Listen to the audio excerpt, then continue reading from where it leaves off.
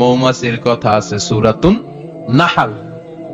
মৌমাছির কথা বলেছেন, দুধের কথা বলেছেন, প্রাণীর কথা বলেছেন, খাদ্যের কথা বলেছেন, মানুষের দেহ বৈশিষ্ট্যের কথাও বলেছেন। চিৎকার করে পড়েন আল্লাহু আকবার। আল্লাহ বললেন ওয়া আওহা রাব্বুকা ইলান নাহাল, আমি মৌমাছির কাছে মেসেজ দিলাম, সিক্রেট মেসেজ, আনিত্তাখিদি মিনাল জিবালি বুয়ুতা, তোমরা পাহাড়ের মধ্যে তোমাদের বাড়ি বানাও, মৌচাক বানাও, ওমিনাশ শাজার, গাছের মগ ডালে, বড় বড় ডালে তোমরা বাসা বানাও, ওয়া মিম্মা ইয়ারিশুন, উঁচু উঁচু জায়গায় মৌচাক বানাও, যাতে করে গ্রামের ছোট্ট ছেলেরা ঢিল মারতে না পারে। কোন সুবহানাল্লাহ। মৌমাছির আল্লাহ শিখাই দিছে, নিচু জায়গায় কোনদিন মৌমাছির বাসা দেখবেন? নিচু জায়গায় সহজে নাগাল পাওয়া যায়, ধরা যায়। কথা কন, ডাল বে মগ ডালে ওঠা লাগে মধু খাইতে চাইলে। চিল্লায় বলেন ঠিক কিনা? আল্লাহ সিক্রেট মেসেজ দিলেন আর বললেন আনিত্তাখিদি। আলেম যারা আছেন বলেন তো, ইত্তাখিদি এটা কি মুজাক্কারের সিগা না মুয়ান্নাসের সিগা? মুয়ান্নাস, মাশাআল্লাহ। এটা স্ত্রীবাচক শব্দ। আল্লাহ মৌমাছিকে যে মেসেজ করছে পুরুষ মৌমাছিরে কয় নাই, এটা নারী মৌমাছিরে কইছে। চিল্লায় কোন সুবহানাল্লাহ। এখন গবেষণা করে দেখা গিয়েছে, কার্ল ভন ফ্রিচ, একজন অস্ট্রিয়ান বিজ্ঞানী, উনি এটা নিয়ে গবেষণা করে 73 সালে 1973 তে নোবেল পেয়ে গেছে। এই আয়াতের উপর গবেষণা করে আল্লাহ কেমন করে সিক্রেট মেসেজ দিয়েছেন, কেমন করে মৌমাছি মৌচাকের বাসা বাঁধে, কেমন করে মধু আহরিত হয়, এটার উপর গবেষণা করে উনি একটা বই লিখেছেন, দ্য ডান্সিং বিজ। নেচে যাওয়া মৌমাছিগুলো, নাচতে নাচতে যেতে থাকা মৌমাছিগুলোর উপর একটা বই লিখে, দ্য ডান্সিং বিজ লিখে উনি নোবেল প্রাইজ পেয়েছেন এই মধুর উপরে। চিল্লায় পড়েন আল্লাহু আকবার। এখন কোরআনের আয়াত থেকে বোঝা গেল আনিত্তাখিদি মিনাল জিবালি বুয়ুতা, আল্লাহ নারী মৌমাছিকে বলেছেন মৌচাক বানাও, তোমাদের মধু রাখার জন্য বাসা বানাও। কার্ল ভন ফ্রিচ গবেষণা করে পেয়েছে, মৌচাকের বাসা বানানো হয়, মধু আহরণ করা হয়, যেই মৌমাছিটা নেতৃত্ব দেয় এটা পুরুষ মৌমাছি নয়, এটা হলো মহিলা মৌমাছি। কোন সুবহানাল্লাহ। পুরো মৌচাকের মধ্যে মধু আহরণ, মধু নেওয়া, পুরো প্রসিডিউরটা সারার জন্য কোন পুরুষ মৌমাছি লিডিং দেয় না, লিডিং দেয় একটা নারী মৌমাছি, স্ত্রী মৌমাছি। এজন্য ইত্তাখিদ, ম্যাসকুলিন জেন্ডার ইউজ না করে আল্লাহ বলেছেন ইত্তাখিদি। নারী মৌমাছিকে আল্লাহ অ্যাড্রেস করে বলেছেন যাও মৌচাক বানাও, আর এটার মধ্যে মধু আহরণ করো। চিল্লায় পড়েন আল্লাহু আকবার। আল্লাহ বললেন ইত্তাখিদি মিনাল জিবালি বুয়ুতা, পাহাড়ের মধ্যে ঘর বানাও, মিনাশ শাজার, গাছের বড় ডালের মধ্যে ঘর বানাও, ওয়া মিম্মা ইয়ারিশুন, উঁচু উঁচু জায়গায় ঘর বানাও। উনি গবেষণা পেয়েছেন এই মধুর মধ্যে অসাধারণ কিছু ন্যাচারাল অ্যান্টিসেপটিক আছে। কি আছে? Natural antiseptic. এটার নাম হচ্ছে প্রপিলিস।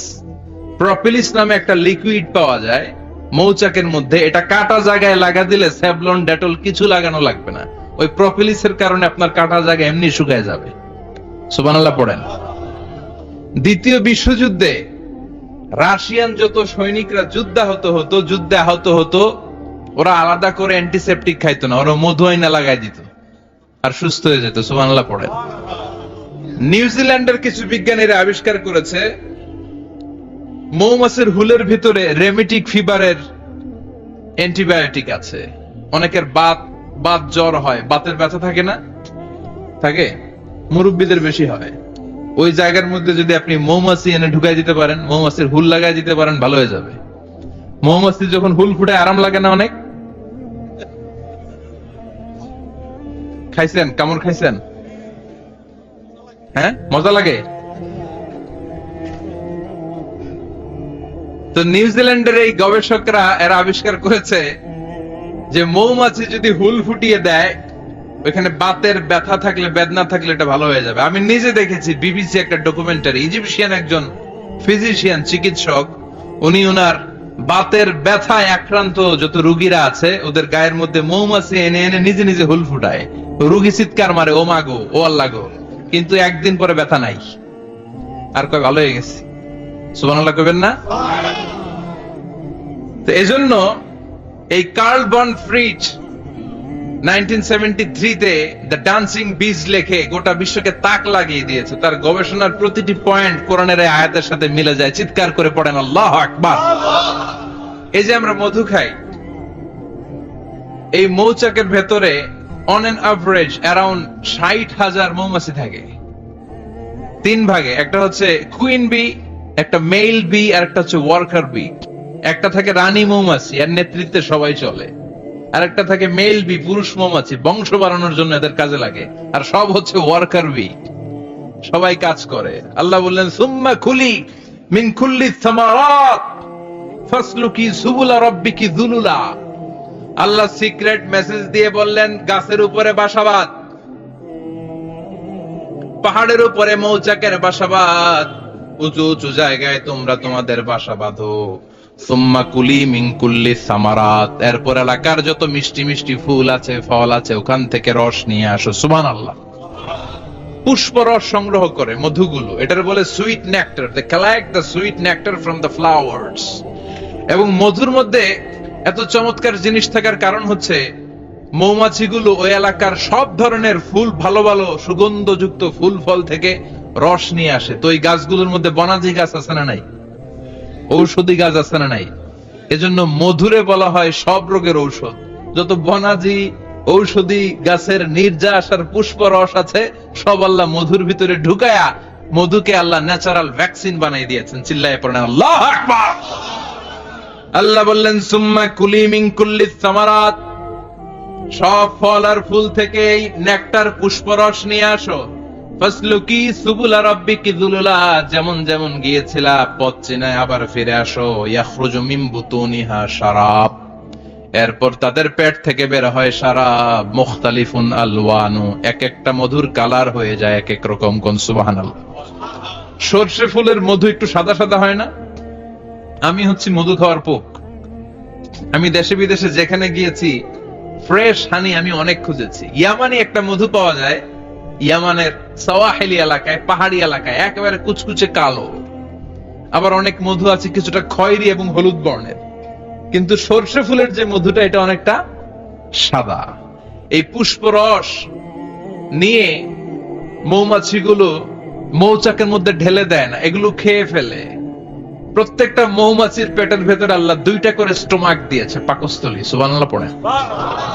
এটাই কার্ল ভন ফ্রিচ দ্য ডান্সিং বিজ বইয়ের মধ্যে লিখেছে গবেষণায়, যে 2টা পাকস্থলী। একটা পাকস্থলী দিয়ে মৌমাছি খায়, নিজে খেয়ে বাঁচে। আর একটা পাকস্থলী দিয়ে এই ফ্লাওয়ার নেক্টার, পুষ্প রস সংগ্রহ করে ওই পাকস্থলীতে রাখে। ওই পাকস্থলীর ভেতরে আল্লাহ একটা ন্যাচারাল এনজাইম দিয়েছেন। ওই এনজাইমের সাথে ওই পুষ্প রসটা মিক্সড হয়। তারপরে আরেকটা টিউব আছে, ওই টিউব দিয়ে মৌমাছি যে সে বাসার মধ্যে মৌমাছির যে সেখানে সাপ্লাই করে দিয়ে আসে, মধু ঢুকিয়ে দিয়ে আসে। চিল্লায় পড়েন সুবহানাল্লাহ। তার মানে বিষয়টা এমন না ফুলের রস নিয়ে মৌচাকের দিয়ে আসলো, ফুলের রস সে নেয়, তার স্পেশাল একটা স্টোমাকের মধ্যে ঢুকায়, সেখানে এনজাইম দিয়ে, পাচক রস দিয়ে আল্লাহ এটাকে সমৃদ্ধ করে দেয়। তারপর আলাদা একটা নল দিয়ে, টিউব দিয়ে মৌচাকের ভেতরে ঢুকিয়ে দেয়। কোন সুবহানাল্লাহ। কি অসাধারণ পদ্ধতিতে আল্লাহ মধু বানালেন। আর কি সুন্দর মধু হাতের মধ্যে লয়া জিব্বা দিয়ে চাটে আর গান গায়, মধু হই হই বিষা বাইলা। আছে না নাই? আল্লাহ শুকরিয়া নাই? মধু খায় আর গান গায়, মধু হই হই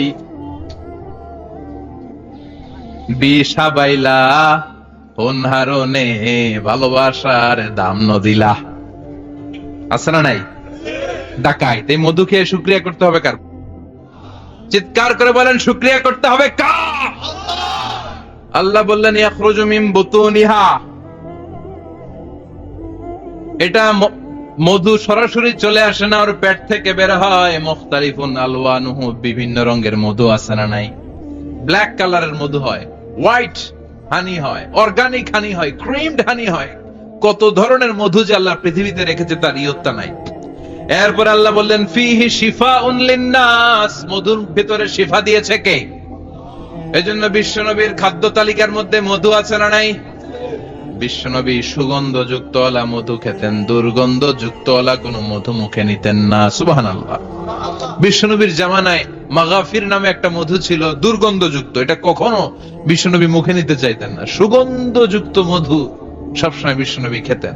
বিশ্বনবীর স্ত্রীরা এই সুগন্ধিযুক্ত মধু বোতলের মধ্যে প্রিজার্ভ করে রাখতেন বিশ্বনবীকে দেওয়ার জন্য। বিশ্বনবী প্রাণ ভরে এগুলো পান করতেন। সুবহানাল্লাহ। বিশ্বনবী যে সমস্ত খাদ্যগুলো পছন্দ করতেন হাদিসে এসেছে। বিশ্বনবী রুটি খেতেন, খেজুর খেতেন। খেজুর, খেজুর চিনেন? বালাহ, তামার। দুধ খেতেন, এই মধু খেতেন, জব খেতেন, বার্লি খেতেন, লাউ খেতেন, রুম্মান, ডালিম ফল, আনার ফল। আনার চিনেন? আনার, এই আনার খেতে পছন্দ করতেন বিশ্বনবী। মাশরুম খেতেন, মাশরুম। মাশরুম চিনেন? ব্যাঙের ছাতার মতো। রেস্টুরেন্টে ইদানিং মাশরুমের স্যুপ পাওয়া যায়, এটা খাবেন। যাদের চোখের জ্যোতিতে সমস্যা, দৃষ্টিতে সমস্যা, খাবেন।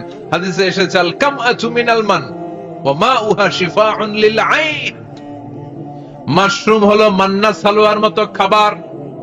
মাশরুমের স্যুপ যারা খাবে, চোখের জ্যোতি যাদের কম, তাদের চোখের জ্যোতি বাড়িয়ে দিবে কে? বুখারীর বর্ণনা, কানা রাসূলুল্লাহ ইউহিব্বুল হালাওয়া ওয়াল আসাল। বিশ্বনবী মিষ্টান্ন খেতে বড্ড পছন্দ করতেন, আবার বিশ্বনবী বেশি বেশি মধু খেতে পছন্দ করতেন। সুবহানাল্লাহ। কোরআনে দুইটা জিনিসের ক্ষেত্রে আল্লাহ শিফা যোগ করেছেন, যে দুইটা জিনিসের সাথে সম্পৃক্ত হলে শিফা। এক হচ্ছে কোরআন পড়লে শিফা, অনুনাজ্জিলু মিনাল কুরআনি মা হুয়া। আবার কোরআনে এই আয়াতের ক্ষেত্রে বলা হয়েছে শিফা ফিহি শিফাউন লিন-নাস। এজন্য সাইয়েদনা ইবনে মাসউদ এই উম্মাহকে উদ্দেশ্য করে বলেছেন, আলাইকুম বিশিফাইন, তোমাদের উচিত দুইটা জিনিস থেকে শিফা নেয়া। এক হলো কোরআন, দুই হলো আসাল মানে মধু। কোন সুবহানাল্লাহ। কোরআন তেলাওয়াত করলে অসুস্থরে সুস্থ করে দেয় কে? সূরা ফাতিহা তেলাওয়াত করলে অসুস্থকে সুস্থ বানিয়ে দেয় কে? আবার মধু খেলে সুস্থ বানিয়ে দেয় কে? মধু খেয়ে প্রশংসা করবেন কার? নাকি মধু হই হই বিষাবাইলা বলবেন এগুলা কখনো? খাঁটি মধু খেতে হবে। খাঁটি মধু চিনার উপায় হচ্ছে এটাতে পিঁপড়া জমে না, এটা ফ্রিজে রাখলে জমাট বাঁধে না, এটাতে দুর্গন্ধ হয় না। এক গ্লাস পানির মধ্যে এক ড্রপ মধু ছেড়ে দিলে এটা পানির সাথে না মিশে একেবারে নিচে চলে যায়। খাঁটি মধু খেতে হবে। তাহলে ফিহি শিফাউন লিন-নাস। কত কিছু দিয়ে যে আল্লাহ এটাকে সমৃদ্ধ করেছেন। এটার মধ্যে গ্লুকোজ আছে, এটার মধ্যে সুক্রোজ আছে, ফ্রুকটোজ আছে, প্রোটিন আছে, মিনারেলস আছে, ক্যালসিয়াম আছে, ভিটামিন আছে। খাইলেই শরীর গরম হয়ে যায়। সুবহানাল্লাহ। এজন্য শীতকালে বেশি বেশি খাবেন, জাম্পার লাগবে না। শীতকালে মধু খেয়ে রাত্রে বেলায় বের হবেন, আর মাফলার পেঁচিয়ে বের হওয়া লাগবে না। সুবহানাল্লাহ পড়েন। তার মানে আল্লাহ বললেন ইয়াসিন ওয়াল কুরআনিল হাকিম, প্রজ্ঞাময় বিজ্ঞানময় কোরআনের কসম। এরপরে আল্লাহ বললেন গোলাম ওয়া ইন্নালাকুম ফিল আনআমি লাইবরা, প্রাণীকুলের দিকে নজর করে তাকাও। প্রাণীকুলের মধ্যে আমি তোমাদের জন্য নিদর্শন রেখেছি। নুসকিকুম মিম্মা ফি বুতুনিহি, এই প্রাণীকুলের পেট থেকে একটা চমৎকার জিনিস আমি বের করে দেই, এটার নাম হচ্ছে দুধ। এটা কি? দেখেন, একই আয়াতের মধ্যে আল্লাহ মধুর কথাও বললেন, আবার দুধের কথাও বললেন। দুধটা কিভাবে হয়, উৎপন্ন হয়, মধু কেমনে হয়, ইঞ্চি ইঞ্চি কথা এই কোরআনের ভেতরে তুলে ধরলেন কে?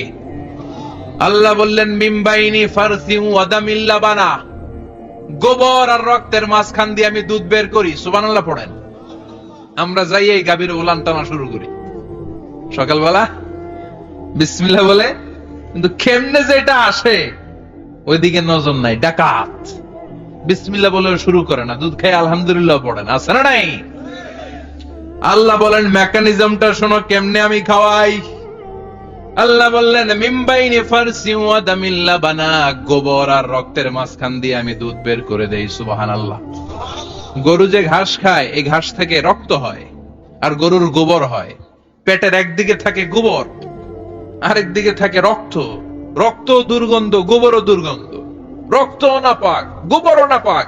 এই দুই নাপাক আর দুর্গন্ধের মাঝখান দিয়ে সুগন্ধযুক্ত দুধ বের করে দেয় কে? আল্লাহ বললেন মিমবাইনি ফারসি ওয়া দামিল লাবানা, গরু যে খাবারগুলো খায় ওই খাবারের এক পাশ দিয়ে গোবর হয়ে যায় আর এক পাশ দিয়ে রক্ত হয়ে যায়, মাঝখান দিয়ে দুধ বের করে দেয় কে? What a amazing mechanism of discharging milk from animal's body. What an amazing mechanism. একদিক দিয়ে গোবর দুর্গন্ধ, আরেক দিক দিয়ে ঘাস খাওয়ার কারণে রক্ত হয়, মাঝখান দিয়ে দুধ বের হয়ে যায়। সুবহানাল্লাহ। আবার বাছুর ছাড়া দুধ পাওয়া যায় না। গাভী আছে কার কার? হাত তোলেন তো। বাছুর ছাড়া দুধ পাওয়া যায়? শুধু গাভী, বাছুর নাই, দুধ আসবে? আবার এই যে বিশাল বড় ওলান, 20 কেজি দুধ দেয় প্রতিদিন, এই ওলান কাটলে দুধ পাওয়া যায়? এক ফোঁটা দুধও ওলানটা কেটে টুকরা টুকরা করলে আপনি পাবেন না। এটা আলাদা মেকানিজম। এটা ভিতর থেকে একটা নির্যাস। বাছুর নিয়ে দুইটা ঢু মারবেন, ওই নির্যাস দিয়ে দুধ বেরোতে থাকবে, গোবর আর রক্তের মাঝখান দিয়ে চিৎকার করে পড়েন আল্লাহু আকবার। এজন্য বিশ্বনবী বলতেন বেশি বেশি দুধ খাও। দুধ হলো সুষম খাদ্য। পৃথিবীতে আবিষ্কৃত যত খাবার আছে, দুধের চাইতে ভালো খাবার আছে নাকি? কথা কন। মানুষ পানি খেয়ে 3-4 দিন বাঁচে জানেন, আর পানির মধ্যে লবণ দিলে 7-8 দিন বাঁচতে পারবেন। আর দুধ পাইলে আজীবন বাঁচবেন আপনি। দুধ খেয়ে যদি হজম করতে পারেন, দুধ খেয়ে হজম করতে পারলে আজীবন বেঁচে যাবেন। সুষম খাদ্য। বিশ্বনবী যে রাতে মেরাজে যাবেন, সিদরাতুল মুনতাহা পার হওয়ার পরে বিশ্বনবীর পরীক্ষা শুরু হলো। বিশ্বনবীকে বুখারীর বর্ণনা 3টা গ্লাস দেয়া হলো। কাদাহ ফিহি লাবান, এক গ্লাসের মধ্যে দুধ ছিল। ওয়া কাদাহ ফিহি আসাল, আরেক গ্লাসের মধ্যে ছিল মধু, আরেক গ্লাসের মধ্যে ছিল মদ। কাদাহুন ফিহি খামার। বিশ্বনবীকে 3টা গ্লাস দিয়ে বলা হলো নবী চুজ করেন কোনটা নেবেন। এক গ্লাসে মধু, আরেক গ্লাসে দুধ, আরেক গ্লাসের মধ্যে বিশ্বনবীকে দেয়া হলো মদ। বিশ্বনবী বললেন যে এই গ্লাসের ভেতরে দুধ আছে, আমি ওই পেয়ালাটা নিলাম। সাইয়েদনা জিবরাইল বললেন ইয়া রাসূলুল্লাহ আখাসতাল ফিতরা, আপনি যেমন নিছেন তেমন। সুবহানাল্লাহ কইবেন না? বিশ্বনবী দুধ খেতে পছন্দ করতেন। আর বিশ্বনবী বলতেন আলাইকুম বি আলবানিল বাকার, বেশি বেশি গরুর দুধ খাবা। ফা ইন্নাহা তুরাম্মু মিনাল আশজার, কেননা এটা সবুজ লতা পাতা ঘাস পাতার নির্যাস। গরু কি খায়? ঘাস খায় না? এই ঘাসের নির্যাস হচ্ছে দুধ। বিশ্বনবী বলতেন বেশি বেশি দুধ খাবা। ফিহি শিফা, এর মধ্যে শিফা আছে। ফি লাবানিহা শিফা ও লুহমিহা দা, গরুর দুধে আছে শিফা, গরুর গোশতের মধ্যে আছে রোগ। সুবহানাল্লাহ। কত বড় ফিলোসোফার বিশ্বনবী। বিশ্বনবী বলে গিয়েছেন গরুর দুধ বেশি খাও, কিন্তু গোশ বেশি খাইও না। আর আমরা গরুর গোশ পাইলে কোপায় ফেলাই। সাদা ভাত আর ঝাল গরুর মাংস যদি হয়, ওই যে অনেকের জিহ্বায় পানি চলে আসছে। সুবহানাল্লাহ কইবেন না? বিশ্বনবী বলতেন দুধ খাও, গোশ খাইও কম। গরুর গোশত কম খাবা, গরুর দুধ বেশি খাবা। সুস্থ রাখবে কে? আবার বিশ্বনবী মায়েদেরকে বলেছেন ও মায়েরা, সন্তান হওয়ার পরে 2 বছর দুধ খাওয়াবা। আল্লাহু আকবার। ওয়াল ওয়ালিদাতু ইউরদি'না আওলাদাহুন্না হাওলাইনি কামিলাইনি লিমান আরাদা আন ইউতিম্মার রাদাআ। সন্তান যারা পেয়েছো মায়েরা, বোনেরা, 2 বছর দুধ খাওয়া সন্তানকে সুস্থ রাখবে কে? বাচ্চা ডেলিভারির পরপরই আল্লাহ তাআলা মায়ের বুকে একটা দুধ দেয়, এটাকে বলে শাল দুধ। এটা হচ্ছে বাচ্চার জীবনের প্রথম প্রাকৃতিক টিকা। সুবহানাল্লাহ কয় না? এটা বেবির জীবনে ন্যাচারাল প্রাকৃতিক টিকা, প্রতিষেধক আল্লাহ দিয়ে দিয়েছে। আপনার বাচ্চাকে টিকা দিন, স্লোগান আছে না? 5টা-7টা টিকা দেয়া লাগে। প্রথম টিকাটা আল্লাহ নিজেই ফ্রি দিয়ে দিছে। এটা শাল দুধের ভেতরে পাওয়া যায়। এজন্য বাচ্চাকে শাল দুধ খাওয়াতে হবে। তার ব্রেনের গ্রোথ হবে, সে শক্তিশালী হবে, সে দেশপ্রেমিক হবে, সে আল্লাহওয়ালা হবে। চিল্লা এখন ঠিক কিনা? যে মায়েরা বাচ্চারে দুধ খাওয়ায়, ওই বাচ্চারা মায়েরে ভালোবাসে বেশি। আর যেই মা গুলো বাচ্চারে দুধ না খাওয়ায় আর ডানু খাওয়ায়, আর কি কি আছে? হরলিক্স আর সিরালেক, কমপ্লেন। যারা এগুলো খাওয়াবে, ডানু খাওয়াবে, যারা ল্যাকটোজেন খাওয়ায়, যারা বুকের দুধ খাওয়াতে চায় না কোনো কারণ ছাড়া, 2 বছর বাচ্চারে দুধ দিতে চায় না, এই বাচ্চাগুলো বড় হলে ওই মারে বৃদ্ধাশ্রমে দিয়ে আসবে। কথা কন, কথা কন। এজন্য মায়েরা, বোনেরা, সন্তান হলেই তাকে বুকের দুধ দিয়ে আল্লাহর পক্ষ থেকে যে টিকাটা, এই টিকাটা পেটের ভিতরে ঢুকাই দিতে হবে। চিল্লা এখন ঠিক কিনা? এটা হচ্ছে ন্যাচারাল টিকা। এজন্য আল্লাহ বললেন ইয়াসিন ওয়াল কোরআনিল হাকিম। ইয়াসিন, বিজ্ঞানময় কোরআনের শপথ। কোরআনের মধ্যে বিজ্ঞান আছে না নাই? অভাব নাই। কয়টা শুনবেন? আল্লাহ কসমোলজির কথা বলেছে, অ্যাস্ট্রোলজি কথা। কসমোলজি হচ্ছে সৃষ্টি তত্ত্ব। কসমোলজি কি? সবাই বলেন কসমোলজি কি? আল্লাহ বললেন আওয়ালাম ইয়ারাল্লাযীনা কাফারু আন্নাস সামাওয়াতি ওয়াল আরদা কানাতা রাতকান ফাফাতাকনাহুমা। কাফেররা কি দেখে না মহাবিশ্বের সবকিছু একসাথে মিলে ঝিলে ছিল, বিশাল এক বিস্ফোরণের মাধ্যমে আমি মহাবিশ্ব তৈরি করেছি। সুবহানাল্লাহ। আদিতে, শুরুতে কিন্তু সব আকাশ, বাতাস, জমিন, চন্দ্র, সূর্য, নক্ষত্র, গ্রহ, নিহারিকা পুঞ্জ, গ্যালাক্সি, ব্ল্যাক হোল সবকিছু মিলেমিশে একসাথে ছিল। এটার ঘনত্ব ছিল খুব বেশি। মহাবিশ্বের সবকিছু ছিল একটা বিন্দু। এটাকে বিজ্ঞানীরা নাম দিয়েছে দ্য সিঙ্গুলারিটি, মহা একত্ব। এরপর একটা প্রচন্ড বিস্ফোরণের মধ্য দিয়ে মহাবিশ্ব সৃষ্টি হয়েছে। এটার ওরা নাম দিয়েছে বিগ ব্যাং থিওরি। কি নাম? স্টিফেন হকিং সবচেয়ে বড় পদার্থবিজ্ঞানী ছিল। সে একটা বই লিখেছে, from the brief history of time, a brief history of time from big bang two black hole. সেখানে সে প্রমাণ করেছে কোরআনের এই আয়াত, কানাতা রাতকান, মহাবিশ্বের সবকিছু একটা বিন্দু ছিল। চাঁদ, সূর্য, গ্রহ, তারা সবকিছু ছিল। কথা বলেন, সবাই বলেন। একটা মাত্র বিন্দু ছিল। আল্লাহ বলেন, don't the disbeliever observe that the heavens and earth were joined together, then I separated with a gigantic sound, explosion। সব একসাথে ছিল, চাঁদ, তারা, আকাশ, নদী, নালা সব একসাথে। তারপর একটা বিকট বিস্ফোরণের মধ্য দিয়ে পৃথিবী হয়েছে, চাঁদ হয়েছে, চন্দ্র হয়েছে, সূর্য হয়েছে, মহাবিশ্বের সবকিছু এই মহাবিস্ফোরণের মধ্য দিয়ে হয়েছে। চিৎকার করে পড়েন আল্লাহু আকবার। এই যে ছোট্ট পৃথিবীতে আমরা বসে আছি, এই পৃথিবীর চেয়ে সূর্য 13 লক্ষ গুণ বড়। চিল্লায় পড়েন আল্লাহু আকবার। এটা কি বাড়ির কাছের কথা? 13 লক্ষ গুণ বড়, কল্পনা করা যায়? তার মানে কি সূর্যই সবচেয়ে বড়? না, সূর্যের চেয়ে অনেক বড় বড় তারা আছে। ব্যাটেলজিউস নামে একটা তারা আছে মহাকাশে, যেটা যে সূর্য পৃথিবীর চেয়ে 13 লক্ষ গুণ বড়।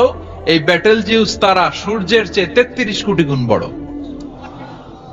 এই ব্যাটেলজিউস তারাটাই কি সবচেয়ে বড়? না, এর চেয়েও কত বড় তারা যে আছে কোনো হিসাব নাই। এরকম বিশাল বিশাল তারা ঘুরতে ঘুরতে মাওয়াকিউন নুজুম, ব্ল্যাক হোল নামে একটা রেঞ্জ আছে। এই রেঞ্জের মধ্যে যদি ঢুকে যায়, ছোট্ট বাচ্চার মুখে চকলেট দিলে বাচ্চা যেমনি চকলেট চুষে খেয়ে ফেলে, এই বিশাল বিশাল তারাগুলো ব্ল্যাক হোলের মধ্যে ঢুকলে এক মুহূর্তের মধ্যে নিঃশেষ হয়ে যায়। চিল্লায় পড়েন আল্লাহু আকবার। এজন্য আল্লাহ বললেন, ফালা উকসিমু বিমাওয়াকিউন নুজুম। এই তারকা নিঃশেষ হওয়ার যে জায়গাটা, এই জায়গার কসম আমি কোরআনের মধ্যে খেলাম। এই ব্ল্যাক হোলের রেঞ্জের ভেতরে তারা আসলে মুহূর্তের মধ্যে নিঃশেষ বানিয়ে দেয় কে? একটা তারার চেয়ে আরেকটা তারা বড়। এরকম হাজার কোটি তারা মিলে আমাদের গ্যালাক্সি। এই গ্যালাক্সির নাম হচ্ছে মিল্কি ওয়ে। কি নাম? আমাদের গ্যালাক্সির নাম কি? সবাই বলেন তো। Milky way. কি নাম? এরকম একটা গ্যালাক্সি না, লক্ষ কোটি গ্যালাক্সি আছে। আমাদের গ্যালাক্সির পরে সবচেয়ে কাছের গ্যালাক্সির নাম অ্যান্ড্রোমেডা। কি নাম? এই অ্যান্ড্রোমেডা গ্যালাক্সি আমাদের গ্যালাক্সি থেকে 2.5 মিলিয়ন লাইট ইয়ার দূরে, মানে 25 লক্ষ লাইট ইয়ার। সুবহানাল্লাহ কইবেন না? আলোর গতি হচ্ছে পৃথিবীতে সবচেয়ে বেশি বর্তমান সময় পর্যন্ত। জানেন সেকেন্ডে কত মাইল? 1,86,000 মাইল।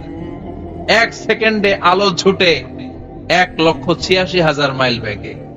এত বেগের কোন প্লেন বা রকেট নিয়ে যদি আপনি আমাদের গ্যালাক্সি থেকে মিল্কি ওয়ে থেকে অ্যান্ড্রোমেডাতে যেতে চান, তাহলে আপনার 25 লক্ষ বছর লেগে যাবে। সুবহানাল্লাহ বাড়িতে যায় বললেন। এরপর আল্লাহ বললেন, ওয়াস সামাআ বানাইনাহা বিআইদিন ওয়া ইন্না লামুসিউন। আকাশ আমি বানালাম গ্যালাক্সি আমি বানালাম, বানানোর পর থেকে সবগুলোরে আমি প্রশস্ত করতে শুরু করে দিলাম। সব ছিল ক্ষুদ্র, একটা বিন্দুর মধ্যে আমি বিস্ফোরণ করলাম একটা আওয়াজ দিয়ে। আওয়াজটা ছিল কুন। আওয়াজটা ছিল কি? জোরে কোন, আবার কোন। কুন ফায়া ইন্নামা আমরুহু ইযা আরাদা শাইআন আন ইয়াকুলা লাহু কুন ফায়াকুন। আল্লাহ যখন কিছু করতে চান শুধু বলেন কুন, শুধু বলেন বি। কুন মানে বি, ইট ওয়াজ, এটা হয়ে যায়। হাও বলতে দেরি। এই মহাবিস্ফোরণের নেপথ্যে যে শব্দটা ছিল সেটা ছিল কুন। সেটা ছিল কি? আল্লাহ কুন বলতে দেরি, মুহূর্তের মধ্যে বিগ ব্যাং, বিশাল এক্সপ্লোশন, তারপর থেকে মহাবিশ্ব ছড়াচ্ছে। আল্লাহ বলছেন এই কোরআনের ভেতরে বলে দিয়েছেন ওয়া ইন্না লা মুসিউন, আমি এই মহাবিশ্বকে, এই গোটা ইউনিভার্সকে আমি প্রতিনিয়ত সম্প্রসারিত করছি। প্রতিনিয়ত এটা বড় হচ্ছে, সম্প্রসারিত হচ্ছে। চিল্লায় বলেন আল্লাহু আকবার। আজ থেকে মাত্র 20 বছর আগে এটা তার আবিষ্কার করেছে। এটা কোন সাল? 2000। 20 বছর পেছনে গেলে কত? 1998, তাই না? এই 1998 সালে তারা আবিষ্কার করেছে সুপারনোভা কসমোলজি প্রজেক্ট। এই সুপারনোভা কসমোলজি প্রজেক্টে তারা এই সিদ্ধান্তে এসেছে যে মহাবিশ্ব কুন নামক এক বিস্ফোরণের পর থেকে যে সম্প্রসারিত হচ্ছে, আজ পর্যন্ত এটা শুধু বাড়ছে আর বাড়ছে, অ্যাক্সেলারেটিং হচ্ছে, এক্সপান্ডিং হচ্ছে, এটা কমছে না। কিয়ামত পর্যন্ত এটা বাড়তেই থাকবে। চিৎকার করে পড়েন আল্লাহু আকবার। এজন্য আল্লাহ বললেন ইয়াসিনুল কুরআনিল হাকিম, বিজ্ঞানময় প্রজ্ঞাময় কোরআনের শপথ। এই কোরআনের ভেতরে আমি কসমোলজির কথা বলেছি, অ্যাস্ট্রোলজির কথা বলেছি, জিওলজির কথা বলেছি, ফিজিক্সের কথাও বলেছি। সুবহানাল্লাহ। ফিজিক্স মানে কি? পদার্থ। পদার্থের সবচেয়ে বড় উপাদান হচ্ছে লোহা। লোহার কথা কিন্তু কোরআনে নাই। আছে? কই আছে? হ্যাঁ, সূরাতুল হাদিদ, লোহার নামে একটা সূরাই দিয়েছে আল্লাহ কোরআনে। সুবহানাল্লাহ পড়বেন না? সূরার নাম সূরাতুল হাদিদ। সূরার নাম কি? চিল্লায় বলেন সূরার নাম সূরাতুল হাদিদ। হাদিদ মানে লোহা। আল্লাহ বললেন ওয়া আনজালনাল হাদিদা ফীহি বাসুন শাদীদ।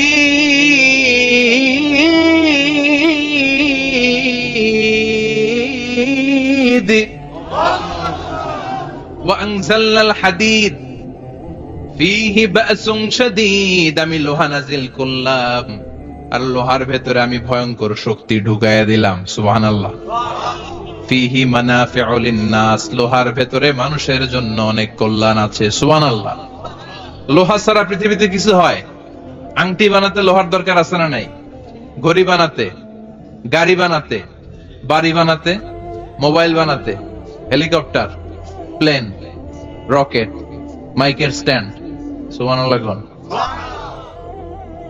এমন কোন জিনিস নাই যেটার মধ্যে লোহা লাগে না। এজন্য আল্লাহ বললেন এই লোহার নামে আমি একটা সূরা ডেডিকেট করলাম। ওয়া আনজালনাল হাদিদ ফীহি বাসুন শাদীদ, আমি লোহাকে নাজিল করেছি। আল্লাহ বলেছেন, খেয়াল করে শব্দটা শুনেন, ওয়া আনজালনাল হাদিদ, আমি লোহাকে উপর থেকে নাজিল করেছি। কি করেছি?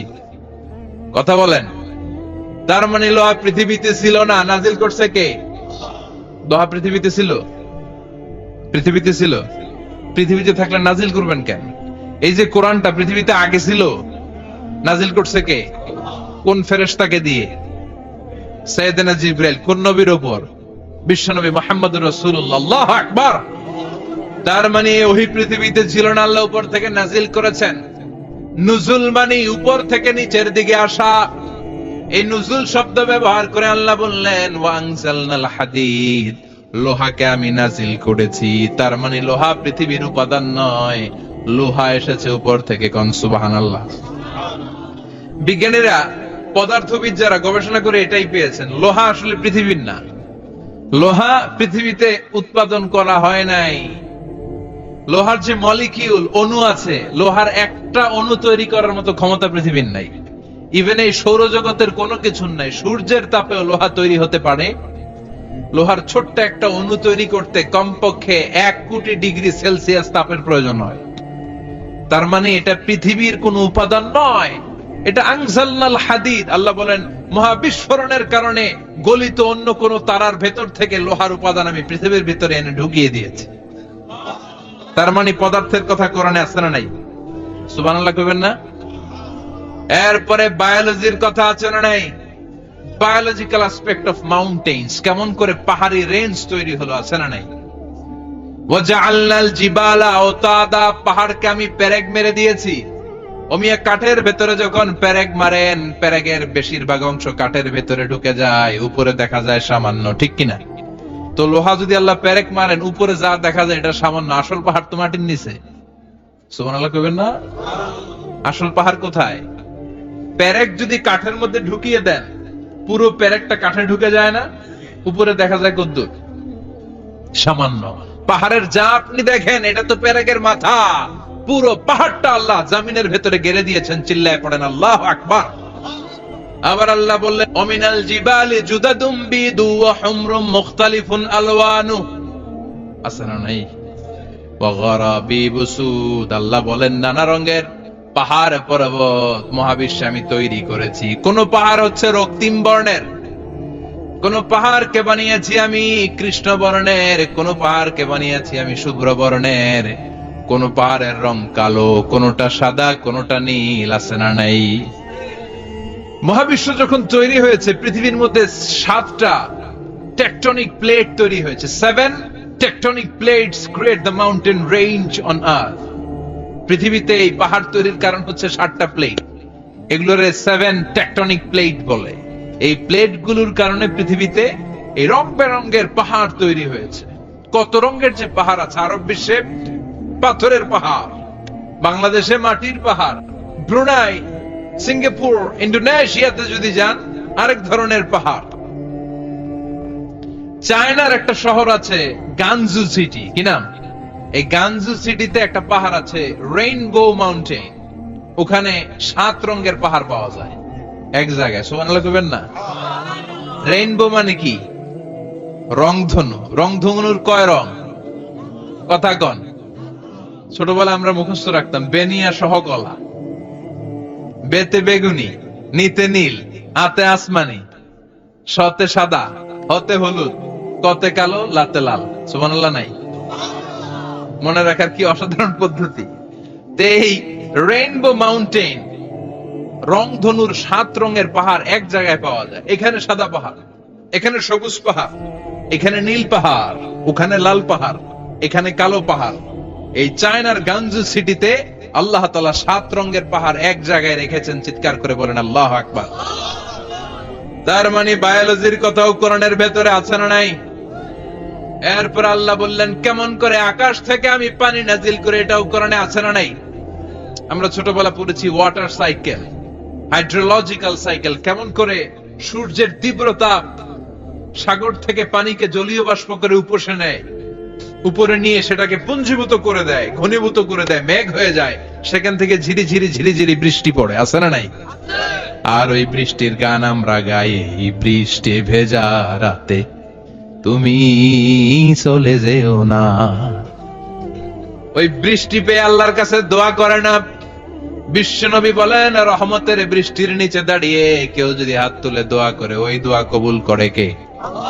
আবার আকাশের মধ্যে মেঘের ঘনঘটা দেখলে বিশ্বনবী পেরেশান হয়ে যেতেন, হয়রান হয়ে যেতেন, আর আল্লাহর কাছে বলতেন আল্লাহ এই মেঘ দিয়ে তুমি আমাদেরকে আযাব দিও না, তুমি আমাদেরকে গজব দিও না, তুমি আমাদেরকে শেষ করে দিও না, এই মেঘ থেকে তুমি আমাদেরকে রহমতের বৃষ্টি দাও। পড়ে না আমিন। বৃষ্টি দেখলে বিষ্ণু বলতেন আল্লাহুম্মা সাইয়িবান নাফিআ, ইয়া গাউসু আগিসনা গাউসান মুগীসান মারিআন মারিআন নাফিআন গায়রা দার আজিলান গায়রা আজিল। হে আল্লাহ এই বৃষ্টি থেকে তুমি ঠান্ডা রহমতের পানি দাও। কি দাও?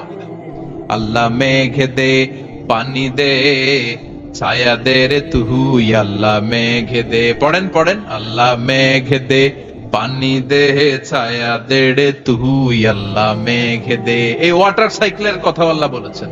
আলম তারা আন্নাল্লাহ ইউসজি সাহাবান, কাফের নাস্তিক যেগুলো সমাজের আবর্জনা খড়কুটা, ওরা কি দেখে না কেমন করে আমি বাতাসকে জলীয় বাষ্প করে আকাশে তুলি, বায়ুমণ্ডলে নিয়ে যাই।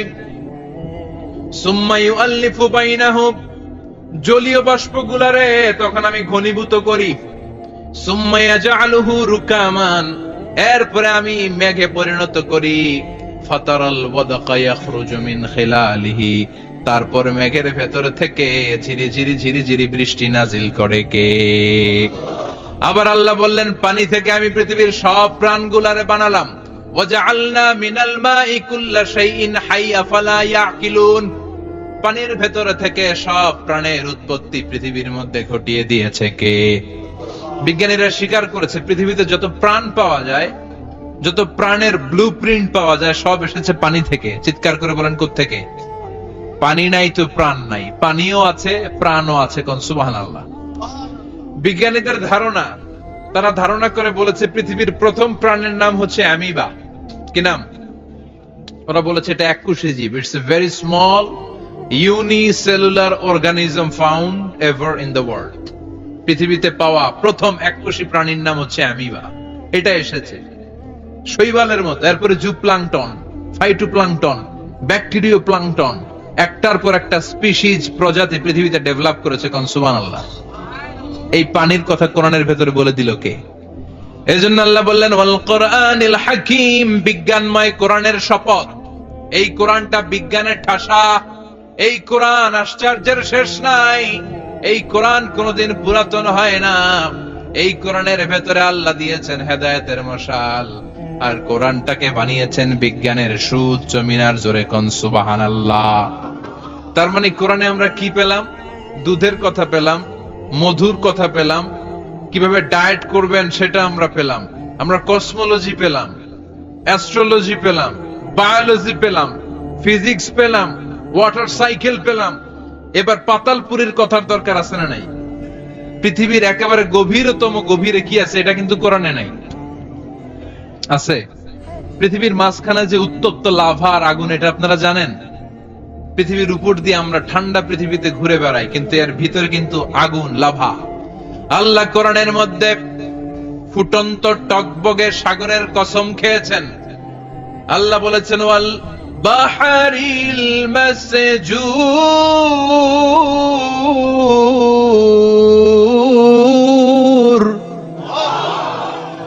আমি কোরআনের ভেতরে ফুটন্ত টকবগে সাগরের পানির কসম খেলাম। পড়েন সুবহানাল্লাহ।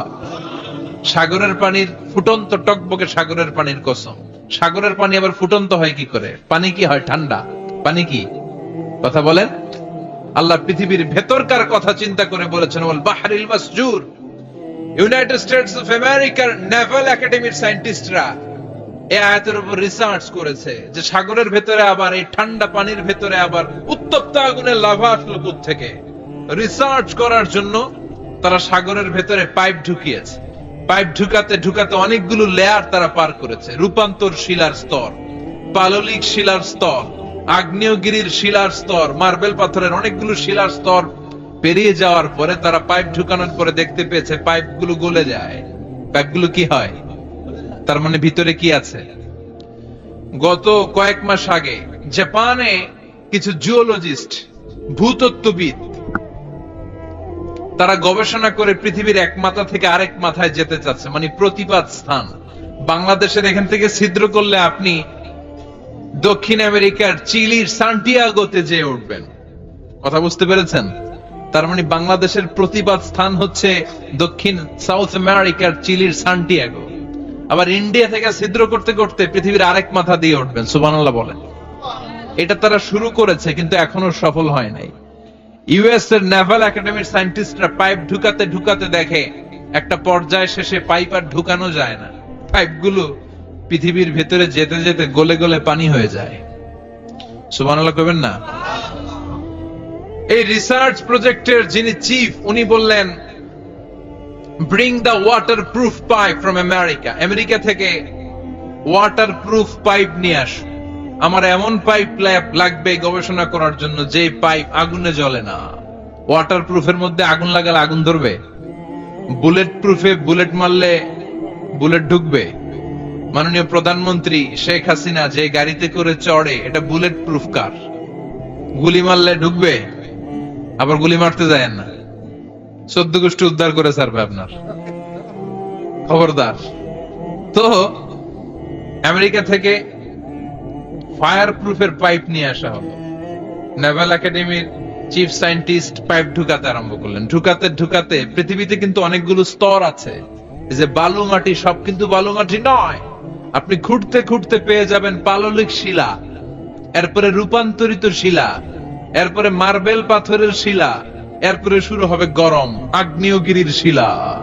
ওই শিলার ভেতরে এমন আগুন আল্লাহ রেখেছে, নেভাল একাডেমির সায়েন্টিস্টরা ফায়ার প্রুফের পাইপ ঢুকাতে ঢুকাতে একটা লেভেল যাওয়ার পরে দেখা যায় ফায়ার প্রুফের পাইপও গলে গলে মুহূর্তে পানি হয়ে যায়। তার মানে ভেতরে এমন আগুন আল্লাহ রেখেছে, ওই আগুনের তুলনায় পৃথিবীর আগুনের মতো নয়। ওই আগুনটাই জাহান্নামের আগুন।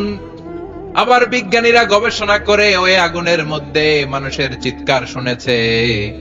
এজন্য হাদিসে এসেছে আল্লাহর ওলিরা, মুমিন বান্দারা মারা গেলে তাদের রূহগুলো আকাশে চলে যায়, ইল্লিনে চলে যায়। আর কাফের মুশরিক আর নাস্তিক গুলো মারা গেলে তাদের আত্মাগুলো পৃথিবীর মাঝখানে সিজ্জিনে চলে যায়। ওই সিজ্জিনের ভেতরে আগুন আছে না নাই? চিল্লায় বলেন। তার মানে পাতালপুরীর কথাও আছে, সাগরের কথাও আছে, আকাশের কথাও আছে। কেমন করে দুনিয়াতে আমরা আসলাম সেটাও আছে। এমব্রয়োলজি, ভ্রূণ তত্ত্বের কথা কোরআনে আছে না নাই? পৃথিবীতে আল্লাহ কয়েক সিস্টেমে মানুষ বানালেন। সৈয়দনা আদমকে বানালেন, মাও নাই বাবাও নাই। সৈয়দনা আদম আলাইহিস সালামের বাবার নাম কি? মায়ের নাম কি? মাও নাই বাবাও নাই। আবার সৈয়দনা ঈসা আলাইহিস সালামকে আল্লাহ তৈরি করলেন, শুধু মা আছে বাবা নাই। আবার আমাদের সবাইকে আল্লাহ বানালেন, মাও আছে বাবাও আছে, ঠিক কিনা? এরপরে ছোট্ট এক ফোঁটা নাপাক থেকে আল্লাহ আমাদেরকে বানালেন। এই এক ফোঁটা বীর্যের মধ্যে যে প্রাণ আছে, এটা দুইজন বিজ্ঞানী আবিষ্কার করেছে। লিয়েন হুক মাইক্রোস্কোপ যন্ত্র দিয়ে তারা বীর্যের মধ্যে, স্পার্ম ড্রপের মধ্যে গবেষণা করে পেয়েছে যে ওখানে কি যেন নড়ে। ওই এক ফোঁটা ড্রপের মধ্যে কি যেন নড়ে। সেখান থেকে ওরা আবিষ্কার করেছে স্পার্মের ভেতরে, শুক্রাণুর ভেতরে প্রাণের অস্তিত্ব আছে। এক ফোঁটা স্পার্মে, এক ফোঁটা বীর্যের মধ্যে 20 কোটি যদি শুক্রাণু না থাকে, ওই স্পার্ম থেকে আল্লাহ বেবি দেয় না, সন্তান দেয় না। সুবহানাল্লাহ কোন? এজন্য আল্লাহ বললেন হাল আতা আলাল ইনসানি হিনুম মিনাদ দাহরি লাম ইয়াকুন শাইআম মাযকুরা। ও মানুষ, কেন এত অহংকার করো? নজর করে তোমার জীবনের শুরুটার দিকে একটু তাকাও। কি ছিলা তুমি? এক ফোঁটা নাপাক পানি, একটা স্পার্ম ড্রপ থেকে এসেছো। ইয়াখরুজু মিন বাইনিস সুলবি ওয়াত তারায়েব, বাবার পৃষ্ঠদেশ থেকে মায়ের গর্ভদেশের মধ্যে তোমাকে নিয়ে গেল কে? সেখান থেকে ফি যুলুমাতিন সালাস, 3টা প্যাকেট দিয়ে মায়ের পেটের মধ্যে তোমাকে প্রিজার্ভ করলো কে? আল্লাহ প্রত্যেকটা স্টেজ কোরআনে বলে দিয়েছেন। ফি যুলুমাতিন সালাস, 3টা অন্ধকার প্রকোষ্ঠে আল্লাহ আমাদেরকে প্রিজার্ভ করেছেন। মায়ের ফুলের একটা প্যাকেট, মায়ের জরায়ুর একটা প্যাকেট, আবার মায়ের পেটের একটা প্যাকেট। ওই প্যাকেটের ভিতরে পৃথিবীর কোন কবিরাজের কবিরাজি কাজে লাগছে? ডাক্তারের ডাক্তারি? কোন কবিরাজ আম করে খাওয়াইছে? চিল্লায় বলেন তিনি কে? এরপর আল্লাহ বললেন ফি যুলুমাতিন সালাস, ওটা অন্ধকার ছিল। যেই টেম্পারেচারে রাখলে তুমি সুস্থ থাকবা, যেই টেম্পারেচারে রাখলে তুমি আস্তে আস্তে বড় হতে পারবা, সেখানে আমি রাখলাম। সেখান থেকে আমরা হয়ে গেলাম জিমেট, সেখান থেকে জাইগট, তারপরে এমব্রয়ো, তারপরে ফেটাস, ল্যাটার স্টেজ। প্রথমে ছিলাম ইনিশিয়াল স্টেজ, তারপরে ল্যাটার স্টেজ, আমরা বড় হতে লাগলাম। আল্লাহ আমাদেরকে হার্ট দিলেন, সিস্টনিক ডায়াস্টনিক, অলিন্দ নিলয় শুরু হয়ে গেল। রুহুর ফুৎকার আমাদের হৃদয়ে ভরে দিল কে? আল্লাহ আমাদেরকে স্কেলিটন দিলেন, কঙ্কাল, স্পাইনাল কর্ড দিলেন, আমাদের স্কাল দিলেন, মাথার খুলি দিলেন, লাঞ্চ দিলেন, ফুসফুস দিলেন, গল ব্লাডার দিলেন। যেখানে যেটা ঠিক যেমন ভাবে দেয়া দরকার মায়ের পেটে থাকতেই সেটা দিয়ে দিয়েছে কে? এরপর 8 মাস আমরা মায়ের পেটে মারে কষ্ট দিলাম। ওই মুহূর্তে আমার মা আমার জন্য যতটা কষ্ট করেছে পৃথিবীর কেউ ওই খবর রাখে না। চোরে কোন ঠিক কিনা? বোঝা হয়ে গিয়েছিলাম, একটা বস্তা। আমরা প্রত্যেকে মায়ের পেটে ছিলাম একটা কি, এই বস্তা নিয়ে আমার মা খেতে যেত, ঘুমাতে যেত, এই বস্তাটা পেটে করে আমার মা রান্নাঘরে রান্না করত, একদিনও রান্না বন্ধ হয় নাই।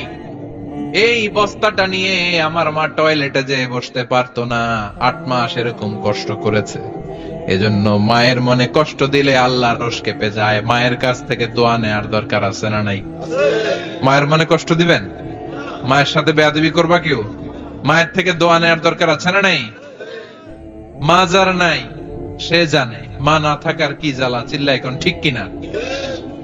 যখন রাত্রি নিঝুম, এই চোখে ঘুম, একলা শূন্য ঘরে, তোমায় মনে পড়ে মাগো, তোমায় মনে পড়ে।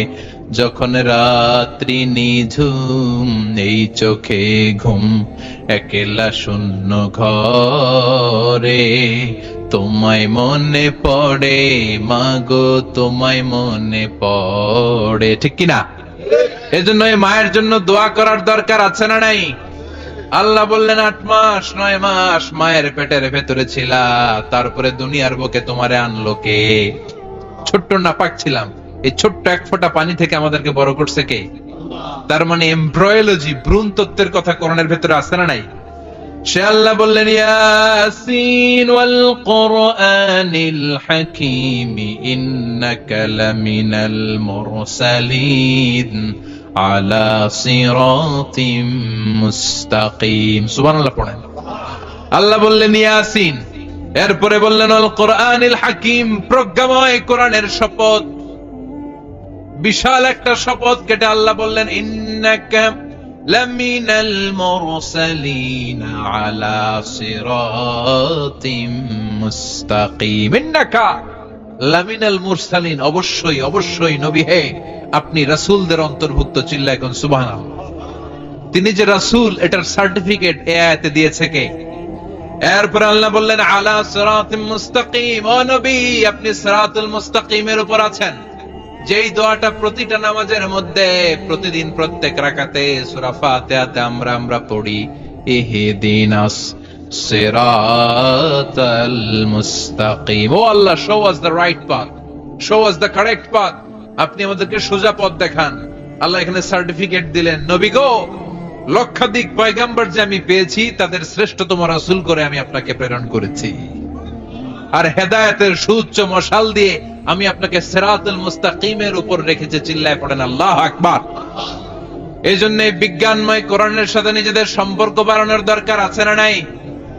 কোরআন পড়লে দুনিয়া এবং আখিরাতে মর্যাদা বাড়ায় দিবে কে? কোরআনের আইন দিয়ে সমাজটারে সাজানোর দরকার আছে না নাই? কোরআন দিয়ে আমাদের সমাজটা সমৃদ্ধ হোক আমরা চাই কি চাই না? কোরআন দিয়ে আমার সংসদ ভবন চলুক, আমার 300 জন মেম্বার অফ দ্য পার্লামেন্ট কোরআনের আয়াত দিয়ে সংসদে কথা বলুক আমরা চাই কি চাই না? আমাদের মিলিটারি গুলো কোরআনের আওতায় চলুক, আমাদের দেশটা কোরআন দিয়ে চলুক। আমার লাল সবুজের পতাকা সংসদ ভবনের এক পাশে, আর কালিমার লা ইলাহা ইল্লাল্লাহর পতাকা আরেক পাশে পতপত করে উড়বে, আমরা চাই কি চাই না? সেজন্য কোরআনের সাথে আমাদের সম্পর্ক বাড়াতে হবে, নিজে কোরআন পড়তে হবে, কোরআন বুঝতে হবে, কোরআনের উপর আমল করতে হবে। রাজি আছেন তো?